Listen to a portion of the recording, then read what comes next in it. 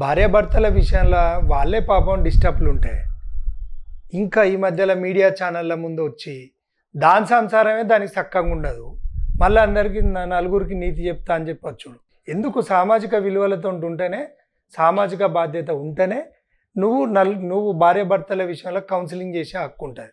నీ సంసారమే నీకు చక్కగా లేదు, నువ్వు పోయి బయట వాళ్ళకి నీతులు చెప్పే ఏదైతే బాధ్యత తీసుకుంటున్నావు ఇది కమర్షియల్ అయిపోయింది. ఎందుకంటే 20-25 వేలు ఫీజు వేయడం, నువ్వు 20-25 వేలు ఫీజు కాదు ఎంతైనా తీసుకో, కానీ వాళ్ళకి లైఫ్ ఇవ్వాలి.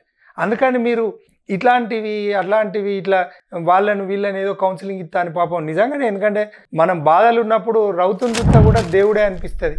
అలాంటి పరిస్థితులలో అనుకుంటాం, కానీ కొంతమంది దుర్మార్గులు మీడియా ఛానళ్ళ ముందట ఆడోళ్ళు అయితే మరీ రెచ్చిపోతారు. ఓ ఇట్లయింది అట్లయింది ఇట్లయింది అట్లయింది అని చెప్పి అక్కడ నిజంగానే వాళ్ళేమో చేస్తారని చెప్పి కూర్తే అక్కడ వీళ్ళ కన్సల్టింగ్ ఫీజు తీసుకోక నీకేం తెలుసా, నువ్వు వాళ్ళకి న్యాయం చేస్తావు. వాళ్ళ సంసారం వాళ్ళకే చక్కలేదు, వాళ్ళకున్నటువంటి సోషల్ రెస్పాన్సిబిలిటీస్ ఏంది, ఇది ఇంకా పెద్ద తప్పు అని చెప్పి నేను భావిస్తున్నా. ఇలాంటివి మానుకోవాలి, లేకపోతే మాత్రం, ఎందుకంటే అలాంటి వాళ్ళు ఎవరన్నా ఉంటారా అండి బహిరంగంగా ఇంకొక నలుగురికి అన్యాయం జరగకుండా బయట గుంజి చెప్పు తీసుకోవడం. ఎందుకంటే బాధ, ఎందుకంటే అందరూ కని ఒక మంచి ఉజ్వల భవిష్యత్తు ఉండాలని అనుకుంటాం, కానీ ఇట్లాంటివి ఈ మీడియాలో ఆ మీడియాలో పోయి మాట్లాడే మనమే అనుకుంటాం, అమ్మో ఈమె బాగా తెలుసు, వీనికి బాగా తెలుసు. ఎవడైనా తప్పే అది. అందుకని అలాంటి వాళ్ళకి అవకాశం ఇవ్వకండి, మీ సంసారాన్ని మీరు నిలబెట్టుకోండి.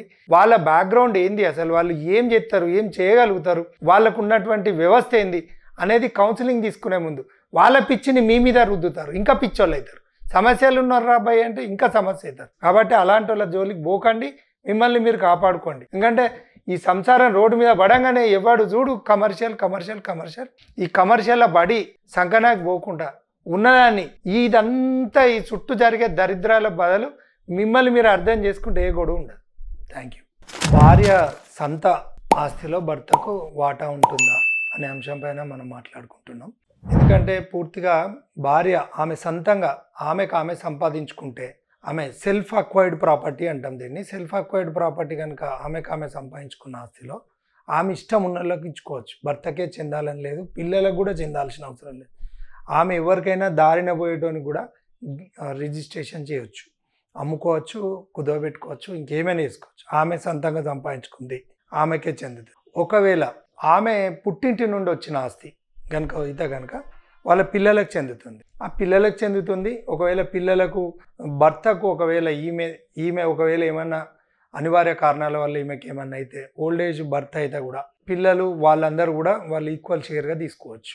ఈ విధంగా లీగల్ రైట్ ఉంటుంది. కానీ ఇక్కడ పూర్తిగా లీగల్గా చట్టపరంగా ఈ భార్య ఆస్తి పైన నాకు హక్కు ఉంటుంది అని ఈయన క్లెయిమ్ చేసుకోవడానికి అయితే లేదు, భర్తకు క్లెయిమ్ చేసుకోవడానికి లేదు, ఆమె బతికుండగా క్లెయిమ్ చేసుకోవడానికి లేదు. ఒకవేళ ఆమె తదనంతరం ఒక దురదృష్టవశాత్తు భర్త ముందే భార్య చనిపోతే ఆమెకు ఉన్నటువంటి ఆస్తిని ఈయనకు చెందే విధంగా చట్టంలో హక్కు కలిగే విధంగా రైట్స్ ఉన్నాయి.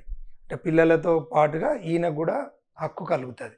అంతే తప్ప లీగల్గా ఒక పోరాటంగా నేను లీగల్ రైట్ ఉంది అని ఆమె బతుకుండగా మాత్రం ఎటువంటి హక్కు భర్తకు ఉండదని చెప్పి చట్టంలో అటువంటి మనకు యాక్ట్స్ లేవని చెప్పి మనం తెలియజేసుకుంటాం. ఎందుకంటే ఇప్పుడు ఈ భర్తకు చెందుతా లేదా అనేది అంశం పైన మనం మాట్లాడుకుంటే, భార్య ఆస్తి ఇప్పుడు ఆమె పుట్టింటి నుండి కూడా ఎటువంటి ఈక్వల్ రైట్స్, ఎందుకంటే ఆమె పుట్టింటి నుండి ఆమె ఏదైతే వాళ్ళ అన్నదమ్ములతో సమానంగా కూడా ఇప్పుడు మనం చట్టంలో ఇప్పుడు సుప్రీంకోర్టు జడ్జిమెంట్ ఇచ్చిన ఆధారంగా ఈమెకు సమాన హక్కు ఉంటుంది.